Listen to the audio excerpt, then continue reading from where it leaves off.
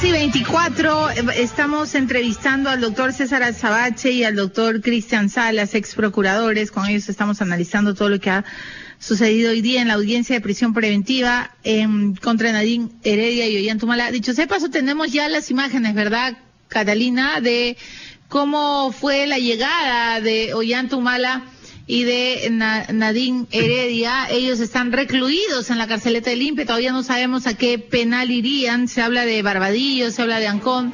Estas son las imágenes del Poder Judicial. Ahí se ve al expresidente Ollantumala descender de esta camioneta. Él está con un jean, con un polo verde, con una chompa, no está enmarrocado, ¿no? Él porque se ha entregado él solo, pues, ¿no?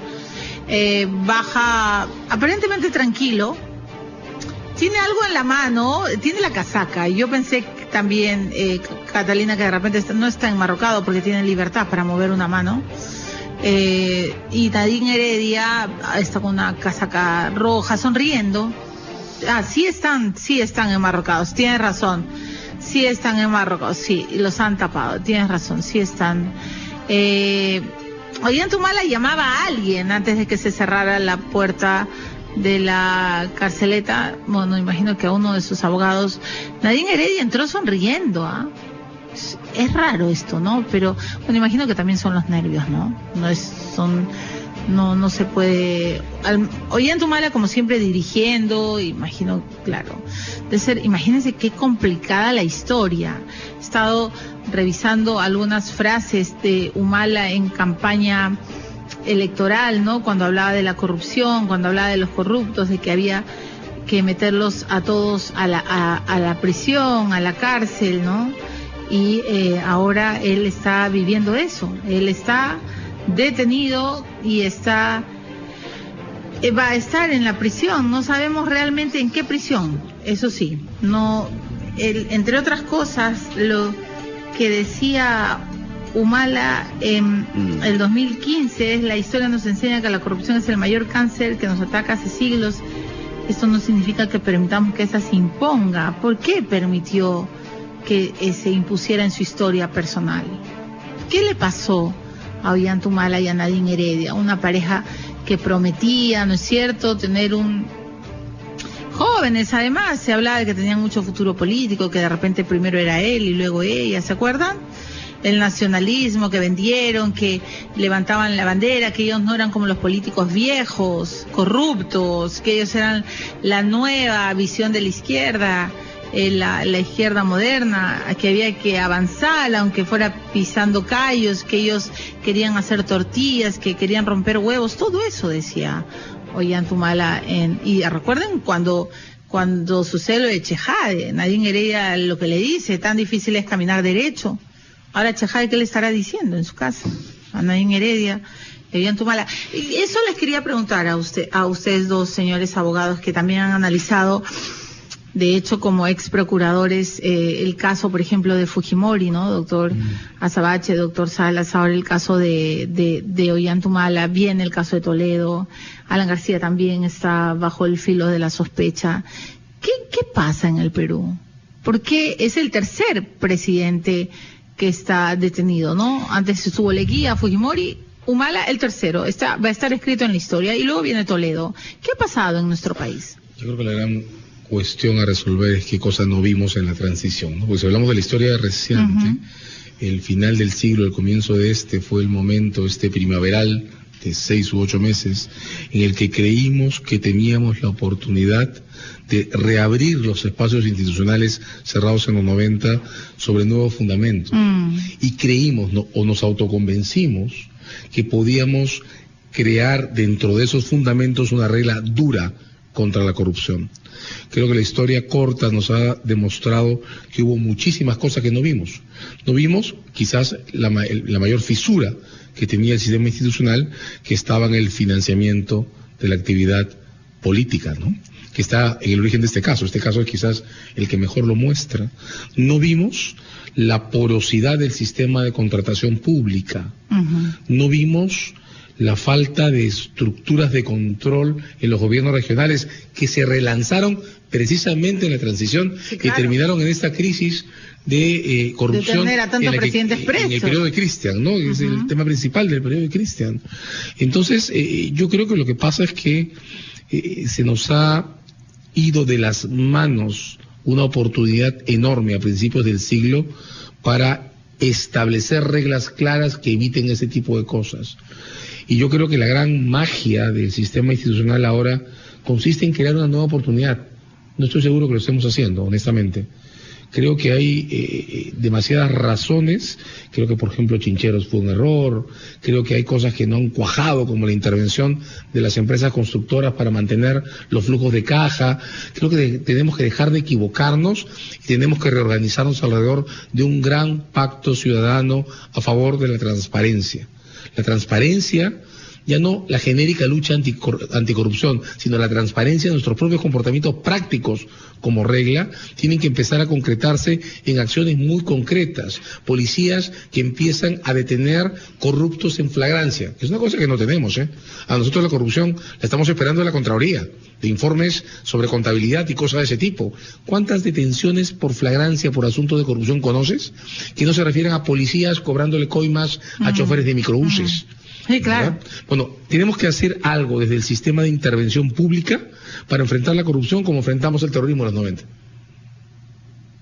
Y tenemos que ponernos todos de acuerdo en hacer eso, en sostenerlo, en invertir en eso y romper este círculo vicioso que nos tiene atrapados. Estoy absolutamente de acuerdo con usted, doctora Azabache, porque además no solo está esta gran corrupción con los grandes peces gordos que van siendo poco a poco atrapados, sino también está la pequeña corrupción cotidiana, ¿no? Que permite que gente muera por buses informales, que se esclavice a gente, en fin. O sea, pero como usted dice, hace falta un cortaguas, ¿no? Sí. Si no, nos vamos a ir. Un punto de quiebre. Todos, ya sabe, a un camino más infernal. Doctor Cristian Salas, cada vez que lo veo recuerdo de alguna manera a Jenny Vilcatoma contándome esta anécdota con usted y con Figalo, ¿no? Cuando Figalo decía que cómo se había metido a investigar a Odebrecht, que Odebrecht ponía y sacaba presidentes en América Latina.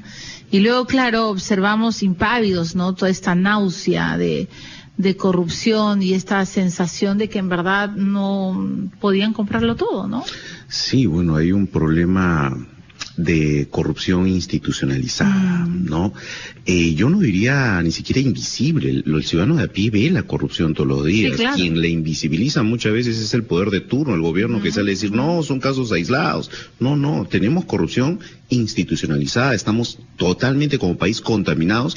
Y otro problema es que la corrupción no es propia del Perú, o sea, tenemos un problema regional de corrupción. El caso Lavallato nos muestra eso, y el caso Lavallato también nos permite romper ciertos mitos, ¿no? O sea, la corrupción no solo está enquistada en el Estado, no solo es el funcionario público el corrupto, también tenemos a particulares, a malos empresarios corruptos, que son justamente los que en el caso Lavallato contaminaron a estas administraciones a efecto de obtener grandes beneficios en estos contratos millonarios.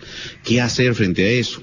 Diagnósticos sobran en el Perú, en estudios extranjeros. Sí, claro. Los hay, los factores políticos, socioeconómicos, culturales y demás. Lo que falta es decisión política. Eso nos falta. El gobierno actual lamentablemente no nos da muestra de ello. O sea, el caso Chinchero es una evidencia total y se asemeja muchísimo al caso de la Interoceánica. Lo mismo, Contraloría sí, claro, oponiéndose y el Ejecutivo impulsando como de lugar. Lo mismo lo hemos visto en Chincheros. Lamentablemente ese es el mensaje que el gobierno da y no tenemos mucha respuesta. Podemos, como dice César, ver esto nuevamente como otra oportunidad más de renacer, de modificar todo, sí. Pero siempre va a haber grupos de poder que quieren el statu quo. Y el statu quo es mantener a los grupos de poder siempre allí, mantener las redes de corrupción siempre allí y que todo siga igual. Bueno, muy bien. Yo los voy a agradecer y, bueno, usted, doctora Azabache, que tiene que ir a dormir con su osito de peluche. Ya, se quedó grabado para siempre. Los dos, ya, claro, pero está bien también tener un osito de peluche. ¿Por qué ocultar las partes mañana me quito la barba para que no me haga osito de peluche. Si mañana te voy a poner judicial me cambio de vereda, en realidad, Cristian. doctora Sabache, en medio de todo esto hay que a veces pues terminar con una sonrisa, ¿no? O sea, lo lamentable es que a veces uno ve personas que podrían cambiar o girar la historia, ¿no? De toda una nación y que finalmente terminan siendo más de lo mismo o peor, ¿no? O desilusionándonos, ¿no? Yo vi una crónica muy fuerte de Gustavo Gorriti, por ejemplo, contando su experiencia con Alejandro Toledo y su desilusión final. Sí, claro. Yo creo que lo que más Gorriti estuvo en la marcha de los totalmente. Cuatro Suyos. Yo creo que lo que más nos desilusiona es la frustración. Esa es la clave del círculo perverso que tenemos que cambiar, ¿no? A mí Humala nunca me ilusionó por el caso Madre Mía, porque además desde el principio creo que hubo periodistas que creímos que se habían comprado testigos. Entonces lo que a mí sí me pareció alucinante fue cómo podíamos votar por un sospechoso de algo tan grave, ¿no? Lo comentamos, ¿recuerdas? Sí, claro, doctora Sabache. Ese fue un caso que nació parido de dolor. Parido de dolor, exactamente. Bueno, y mira cómo ha terminado. Su frase final, para terminar el programa. Le agradezco mucho por su presencia y por acompañarme a hacer estas horas de jurídicas. Te voy a regalar una frase que debería estar en una de tus galletas. Ok. Tenemos que comenzar otra vez. Gracias, doctora Sabache. Tenemos que comenzar otra vez. Doctor Salas, su despedida final, por favor. Se viene el segundo tiempo de este gran partido y todo apunta a favor de la defensa de los Ollanta Heredia. Ese es su pronóstico. Sí. Así que su mensaje a la Fiscalía es que trabaje para que eso no suceda. No, prácticamente es inevitable. Que trabajen para el fondo del caso y preparen su acusación lo más pronto posible. Como ha sugerido el doctor Sabache. Sí. Muy bien. Bueno, señorita Catalina, ¿tengo que hacer la pausa o cerramos? Cerramos. Bueno, muy bien, señor. Hoy día es jueves, ¿o ya es? ¿Qué día es hoy? No. Falta muy poco para que sea viernes 14 de julio. Bueno, yo les tengo que agradecer, ha sido una larga jornada, estoy conectada a los oyentes de RPP y a los televidentes, en fin, desde las 6 de la tarde, les agradezco mucho, ha sido una función continuada de conexión y de todo se sabe. Y lo único que puedo decir es que en verdad ojalá algún día terminemos con la ilusión de saber que hemos tenido un presidente que nunca robó, que es el único presidente del que siempre se habla de sus valores, de su honestidad, de su caballerosidad, está muerto en los últimos años, y es Fernando Belaúnde. Ojalá, y Paniagua, por supuesto, es verdad, y el doctor Valentín Paniagua, y ambos están muertos. Ojalá llegue el día en que usted y yo, que estamos vivos y que esperemos tener mucha más vida para ver a nuestros hijos envejecer, tengamos esa ilusión de recordar a uno de los presidentes de la era moderna que se fue sin robar, sin mentir, sin hacer del Estado un botín. Ese es mi único deseo, de que podamos tener una nación digna con gente que entre a la política porque ama al Perú y no su billetera. Ojalá, de verdad. Mañana nos volvemos a encontrar. Que estén bien y por favor no se despeguen porque la información en RPP seguirá, por supuesto, a lo largo del día como siempre. Chao, que estén bien.